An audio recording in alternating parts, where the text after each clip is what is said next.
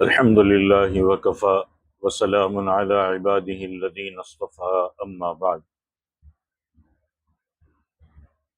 ہجرت سیریز کا یہ 16واں حصہ ہے، اور ہم نے گزشتہ ویڈیو میں ہجرت کے تیسرے سال میں ایک غزوہ پیش آیا، غزوہ احد، اس کے تعلق سے کل کچھ بات کی تھی، اور اس میں یہ بات رکھی تھی کہ جب مسلمانوں نے وہ رستہ جس پر اللہ کے نبی نے 50 تیر اندازوں کو کھڑا کیا تھا، جب وہ راستہ چھوڑ دیا تو وہاں سے کفار نے حملہ کیا، آگے پیچھے دونوں طرف سے مسلمان بیچ میں پھنس گئے۔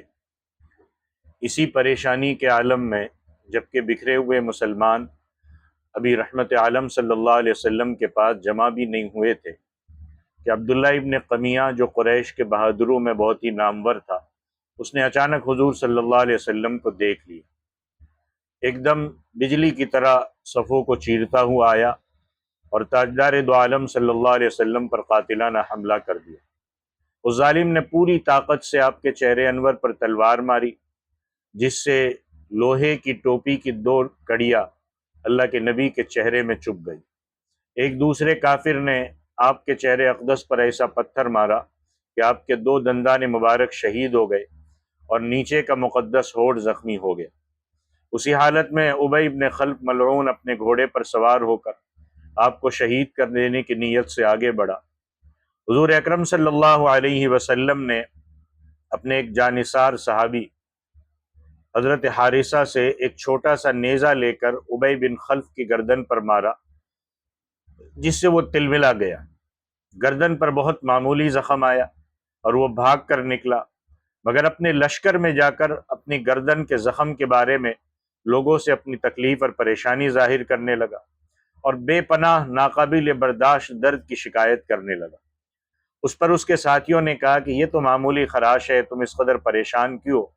اس نے کہا تم لوگ نہیں جانتے کہ ایک مرتبہ مجھ سے محمد صلی اللہ علیہ وسلم نے کہا تھا کہ میں تم کو قتل کروں گا، اس لیے یہ تو بہرحال زخم ہے، میرا تو یہ عقیدہ ہے کہ اگر وہ میرے اوپر تھوک بھی دیتے تو میں سمجھ لیتا کہ میری موت یقینی ہے۔ اس کا واقعہ یہ ہوا کہ ابی بن خلف نے مکہ میں ایک گھوڑا پالا تھا، وہ روزانہ اس کو چراتا تھا اور لوگوں سے کہتا تھا کہ میں اسی گھوڑے پر سوار ہو کر محمد صلی اللہ علیہ وسلم کو قتل کروں گا۔ جب حضور صلی اللہ علیہ وسلم کو اس کی خبر ہوئی تو آپ صلی اللہ علیہ وسلم نے فرمایا کہ انشاءاللہ میں ابی بن خلف کو قتل کروں گا۔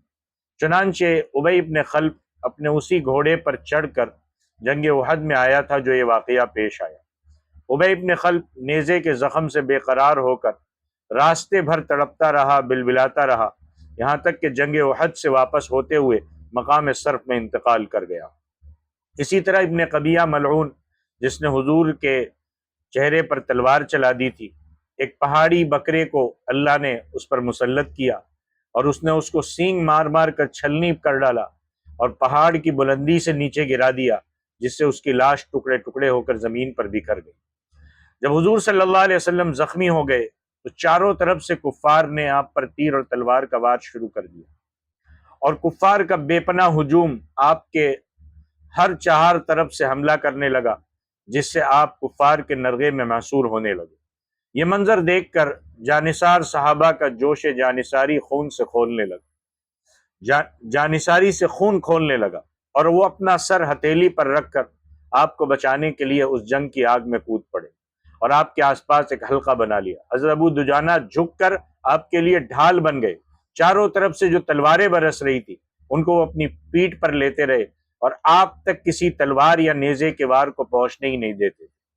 حضرت طلحہ کی جانثاری کا یہ عالم تھا کہ وہ کفار کی تلواروں کے وار کو اپنے ہاتھ پر روکتے تھے، یہاں تک کہ ان کا ایک ہاتھ کٹ کر شل ہو گیا، ان کے بدن پر 35 یا 39 زخم لگے۔ غرض جانثار صحابہ نے حضور کی حفاظت میں اپنی جانوں کی پرواہ نہیں کی اور ایسی بہادری اور جابازی سے جنگ کرتے رہے کہ تاریخ عالم میں اس کی مثال نہیں مل سکتی۔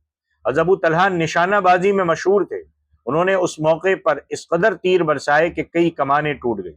انہوں نے حضور کو اپنی پیٹھ کے پیچھے بٹھا لیا تھا تاکہ دشمنوں کے تیر یا تلوار کا کوئی وار آپ پر نہ آ سکے۔ کبھی کبھی آپ دشمنوں کی فوج کو دیکھنے کے لیے گردن اٹھاتے حضرت طلحہ عرض کرتے کہ یا رسول اللہ میرے ماں باپ آپ پر قربان، آپ گردن نہ اٹھائے، کہیں ایسا نہ ہو کہ دشمنوں کا کوئی تیر آپ کو لگ جائے، یا رسول اللہ آپ میری پیٹھ کے پیچھے ہی رہے، میرا سینہ آپ کے لیے ڈھال بنا ہوا۔ حضرت قتادہ بن نعمان انصاری حضور صلی اللہ علیہ وسلم کے چہرے انور کو بچانے کے لیے اپنا چہرہ دشمنوں کے سامنے کیے ہوئے تھے۔ اچانک کافروں کا ایک تیر ان کی آنکھ میں لگا اور آنکھ بہہ کر ان کے رخسار پر آ گئی۔ حضور نے اپنے مبارک ہاتھ سے ان کی آنکھ کو اٹھا کر آنکھ کے حلقے میں رکھ دیا اور یوں دعا فرمائی کہ اللہ قتادہ کی آنکھ بچا لے جس نے تیرے رسول کے چہرے کو بچایا ہے۔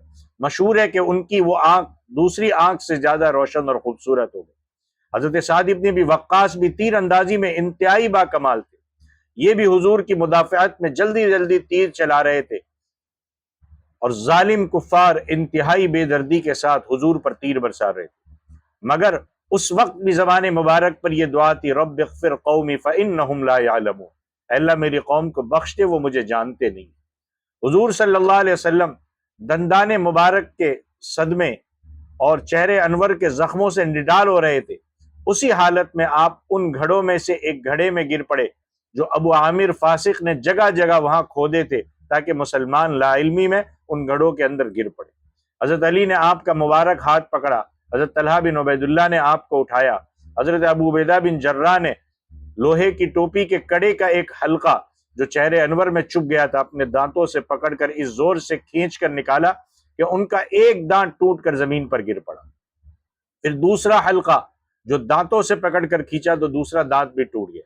چہرے انور سے جو خون بہا اس کو حضرت ابو سعید خدری کے والد حضرت مالک بن سنان نے جوش عقیدت سے چوس چوس کر پی لیا اور ایک قطرہ بھی زمین پر گرنے نہیں دیا۔ حضور نے فرمایا کہ مالک بن سنان کیا تو نے میرا خون پی ڈالا؟ عرض کیا جی ہاں یا رسول اللہ۔ ارشاد فرمایا جس نے میرا خون پی لیا جہنم کی کیا مجال جو اس کو چھو سکے۔ حضور صلی اللہ علیہ وسلم اپنے چند صحابہ کے ساتھ پہاڑ کی ایک گھاٹی میں تشریف فرما تھے، چہرے انور سے خون بہ رہا تھا، حضرت علی اپنی ڈھال میں پانی بھر بھر کر لا رہے تھے اور حضرت فاطمہ زہرا اپنے ہاتھوں سے خون دھو رہی تھی، مگر خون بند نہیں ہوتا تھا۔ بالآخر کھجور کی چٹائی کا ایک ٹکڑا جلایا اور اس کی راکھ زخم پر رکھ دی تو خون فوراً ہی تھم گیا۔ اس حالت میں رسول اللہ صلی اللہ علیہ وسلم اپنے جارثاروں کے ساتھ پہاڑ کی بلندی پر چڑھ گئے جہاں کفار کے لیے پہنچنا دشوار تھا۔ ابو سفیان نے دیکھ لیا اور فوج لے کر وہ بھی پہاڑ پر چڑھنے لگا، لیکن حضرت عمر اور دوسرے جانثار صحابہ نے کافروں پر اس زور سے پتھر برسائے کہ ابو سفیان اس کی تاب نہ لا سکا اور پہاڑ سے اتر گیا۔ ابو سفیان جنگ کے میدان سے واپس جانے لگا تو ایک پہاڑی پر چڑھ گیا اور زور زور سے پکارا کہ کیا یہاں محمد صلی اللہ علیہ وسلم ہے؟ حضور نے فرمایا تم لوگ اس کا جواب نہ دو۔ پھر اس نے پکارا کیا تم میں ابو بکر ہے؟ حضور نے فرمایا کوئی جواب نہ دے۔ پھر اس نے پکارا کیا تم میں عمر ہے؟ جب اس کا کوئی جواب نہیں ملا تو ابو سفیان گھمنڈ سے کہنے لگا کہ یہ سب مارے گئے کیونکہ اگر زندہ ہوتے تو ضرور میرا جواب دیتے۔ یہ سن کر حضرت عمر سے ضبط نہیں ہو سکا، آپ نے چلا کر کے کہا کہ خدا کے دشمن تو جھوٹا ہے، ہم سب زندہ ہے۔ ابو سفیان نے اپنی فتح کے گھمنڈ میں یہ نعرہ مارا اعلو حبل اعلو حبل، یعنی حبل زندہ باد حبل زندہ باد۔ حضور صلی اللہ علیہ وسلم نے صحابہ سے فرمایا کہ تم لوگ بھی اس کے جواب میں نعرہ لگاؤ۔ لوگوں نے پوچھا ہم کیا کہے؟ ارشاد فرمایا کہ تم لوگ یہ نعرہ مارو اللہ اعلی و اجل، اللہ سب سے بڑھ کر بلند مرتبہ اور بڑا ہے۔ ابو سفیان نے کہا لنا العزا ولا عزا لکم، ہمارے لیے عزا بت ہے اور تمہارے لیے کوئی عزا نہیں۔ حضور نے فرمایا تم اس کے جواب میں یہ کہو اللہ مولانا ولا مولا لکم، اللہ ہمارا مددگار ہے تمہارا کوئی مددگار نہیں۔ ابو سفیان نے بآواز بلند بڑے فخر کے ساتھ یہ اعلان کیا کہ آج کا دن بدر کے دن کا بدلہ اور جواب ہے، لڑائی میں کبھی فتح کبھی شکست ہوتی ہے۔ اے مسلمانوں، ہماری فوج نے تمہارے مقتولوں کے کان ناک کاٹ کر ان کی صورتیں بگاڑ دی ہے، مگر میں نے نہ تو اس کا حکم دیا تھا نہ مجھے اس پر کوئی رنج اور افسوس ہوا ہے۔ یہ کہہ کر ابو سفیان میدان سے ہٹ گیا اور چل دیا۔ کفار قریش کی عورتوں نے جنگ بدر کا بدلہ لینے کے لیے جوش میں شہداء کرام کی لاشوں پر جا کر ان کے کان ناک وغیرہ کاٹ کر صورتیں بگاڑی۔ ابو سفیان کی بیوی ہند نے تو اس بے دردی کا مظاہرہ کیا کہ ان اعضاء کا ہار بنا کر اپنے گلے میں ڈالا۔ ہند حضرت حمزہ کی مقدس لاش کو تلاش کرتی پھر رہی تھی کیونکہ حضرت حمزہ ہی نے جنگ بدر کے دن ہند کے باپ عتبہ کو قتل کیا تھا۔ جب اس بے درد نے حضرت حمزہ کی لاش کو پا لیا تو خنجر سے ان کا پیٹ پھاڑ کر کلیجہ نکالا، اس کو چبا گئی، لیکن حلق سے نہ اتر سکا، اس لیے اگل دیا۔ تاریخوں میں ہند کا لقب جو جگر خار ہے وہ اسی واقعے کے بنا پر ہے۔ ہند اور اس کے شوہر ابو سفیان نے رمضان سن ہجری 8 میں فتح مکہ کے دن اسلام قبول کیا۔ حضرت زید ابن ثابت کا بیان ہے کہ میں حضور کے حکم سے حضرت سعد ابن ربیع کی لاش کی تلاش میں نکلا تو میں نے ان کو سکرات کے عالم میں پایا۔ انہوں نے مجھ سے کہا کہ تم رسول اللہ سے میرا سلام عرض کر دینا اور اپنی قوم کو سلام کے بعد میرا یہ پیغام سنا دینا کہ جب تک تم میں سے ایک آدمی بھی زندہ ہے، اگر رسول اللہ صلی اللہ علیہ وسلم تک کفار پہنچ گئے تو خدا کے دربار میں تمہارا کوئی عذر قابل قبول نہیں ہوگا۔ یہ کہا اور ان کی روح پرواز کر گئی۔ جنگ احد میں مردوں کی طرح عورتوں نے بھی بہت مجاہدانہ جذبات کے ساتھ لڑائی میں حصہ لیا۔ وہ بھر بھر کر پانی کے مشک لاتی تھی، مٹکے لاتی تھی، مجاہدین کو پانی پلاتی تھی، زخمیوں کی مرہم پٹی کرتی تھی۔ حضرت ام عمارہ جن کا نام نصیبہ ہے، جنگ احد میں اپنے شوہر حضرت زید ابن عاصم اور 2 فرزند حضرت عمارہ اور حضرت عبداللہ کو ساتھ لے کر آئی تھی۔ پہلے تو یہ مجاہدین کو پانی پلاتی رہی، لیکن جب حضور پر کفار کی یلغار کا ہوش ربا منظر دیکھا تو پانی کو پھینک دیا اور ایک خنجر لے کر کفار کے مقابلے میں سینہ سپر ہو کر کھڑی ہو گئی اور کفار کے تیر و تلوار کے ہر ایک وار کو روکتی رہی۔ چنانچہ ان کے سر اور گردن پر 13 زخم لگے۔ ابن قبیہ ملعون نے جب حضور صلی اللہ علیہ وسلم پر تلوار چلا دی تو ام عمارہ نے آگے بڑھ کر اپنے بدن پر روکا۔ ان کے کندھے پر اتنا گہرا زخم آیا کہ پورا گڈھا پڑ گیا۔ پھر خود بڑھ کر ابن قمیہ کے شانے پر زوردار تلوار ماری، لیکن وہ دوہری زرہ پہنے ہوئے تھے اس لیے بچ گیا۔ حضرت ام عمارہ کے فرزند حضرت عبداللہ کہتے کہ مجھے ایک کافر نے زخمی کر دیا، میرے زخم سے خون بند نہیں ہو رہا تھا۔ میری والدہ ام عمارہ نے فوراً اپنا کپڑا پھاڑ کر زخم کو باندھ دیا اور کہا بیٹا اٹھو، کھڑے ہو جاؤ اور پھر جہاد میں مشغول ہو جاؤ۔ اتفاق سے وہی کافر حضور کے سامنے آیا تو آپ نے فرمایا کہ اے ام عمارہ دیکھ، تیرے بیٹے کو زخمی کرنے والا یہی ہے۔ یہ سنتے ہی حضرت ام عمارہ نے جھپٹ کر اس کافر کی ٹانگ پر تلوار کا ایسا بھرپور ہاتھ مارا کہ وہ کافر گر پڑا اور پھر چل نہ سکا، بلکہ سرین کے بل گھسیٹتا ہوا بھاگا۔ یہ منظر دیکھ کر حضور صلی اللہ علیہ وسلم ہنس پڑے اور فرمایا کہ ام عمارہ تو خدا کا شکر ادا کر کہ خدا نے تجھ کو اتنی طاقت اور ہمت عطا فرمائی کہ تو نے خدا کی راہ میں جہاد کیا۔ حضرت ام عمارہ نے عرض کیا کہ یا رسول اللہ دعا فرمائیے کہ ہم لوگوں کو جنت میں آپ کی خدمت گزاری کا شرف حاصل ہو جائے۔ اس وقت آپ نے ان کے لیے اور ان کے شوہر اور ان کے بیٹوں کے لیے اس طرح دعا فرمائی، اللہم اجعلہم رفقائی فی الجنہ، اے اللہ ان سب کو جنت میں میرا رفیق بنا دے۔ حضرت ام عمارہ زندگی بھر کھل کے یہ کہتی تھی کہ رسول اللہ کی اس دعا کے بعد دنیا میں بڑی سی بڑی مصیبت بھی مجھ پر آ جائے تو مجھے اس کی کوئی پرواہ نہیں۔ حضور صلی اللہ علیہ وسلم کی پھوپھی حضرت صفیہ اپنے بھائی حضرت حمزہ کی لاش پر آئی تو آپ نے ان کے بیٹے حضرت زبیر کو حکم دیا کہ میری پھوپھی اپنے بھائی کی لاش نہ دیکھنے پائے۔ حضرت صفیہ نے کہا کہ مجھے اپنے بھائی کے بارے میں سب کچھ معلوم ہو چکا ہے، لیکن میں اس کو خدا کی راہ میں کوئی بڑی قربانی نہیں سمجھتی۔ پھر حضور کی اجازت سے لاش کے پاس گئی اور یہ منظر دیکھا کہ پیارے بھائی کے کان، ناک، آنکھ سب کٹے شکم چاک، جگر چبایا ہوا پڑا ہے۔ یہ دیکھ کر اس شیر دل خاتون نے انا للہ و انا الیہ راجعون کے سوا کچھ بھی نہ کہا، پھر ان کی مغفرت کی دعا مانگتی ہوئی چلی آئی۔ ایک انصاری عورت جس کا شوہر، باپ، بھائی سب اسی جنگ میں شہید ہو چکے تھے، تینوں کی شہادت کی خبر باری باری لوگوں نے اسی دی، مگر وہ بار بار یہی پوچھتی رہی کہ بتاؤ رسول اللہ کیسے ہے۔ اللہ اکبر، اس شیر دل عورت کے صبر و ایثار کا کیا کہنا۔ شوہر، باپ، بھائی تینوں کے قتل سے دل پر صدمات کے 3 پہاڑ گر پڑے، مگر پھر بھی زبان حال سے اس کا یہی نعرہ ہے کہ میں بھی اور باپ بھی، شوہر بھی، برادر بھی فدا، اے شہیدی تیرے ہوتے ہوئے کیا چیز ہے ہم۔ اس جنگ میں 70 صحابہ کرام نے شہادت نوش فرمائی، جن میں 4 مہاجر اور 66 انصار تھے۔ 30 کی تعداد میں کفار بھی نہایت ذلت کے ساتھ قتل ہوئے۔ مسلمانوں کی مفلسی کا یہ عالم تھا کہ ان شہداء کے کفن کے لیے کپڑا بھی نہیں تھا۔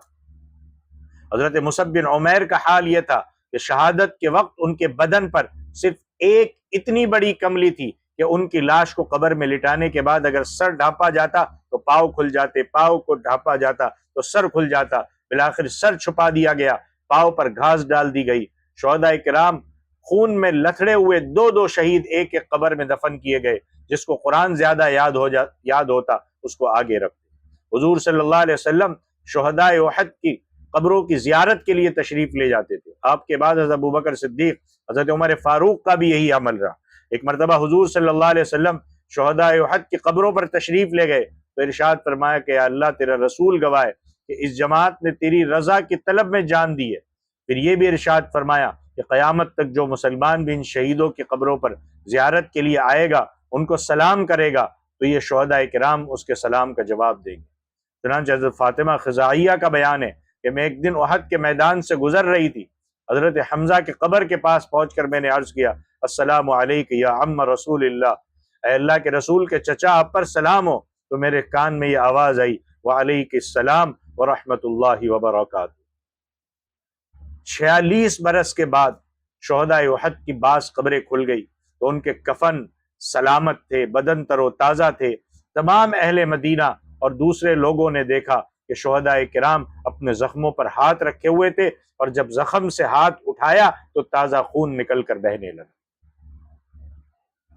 یہ غزوہ احد کا واقعہ تھا۔ اسی سال ایک گستاخ رسول کعب بن اشرف جو یہودی تھا، پہلے مدینے میں تھا، یہودیوں اور مسلمانوں میں ایک معاہدہ تھا کہ وہ ایک دوسرے کے ساتھ کانٹریکٹ تھا، معاہدہ تھا، لیکن اس نے اس معاہدے کو توڑا۔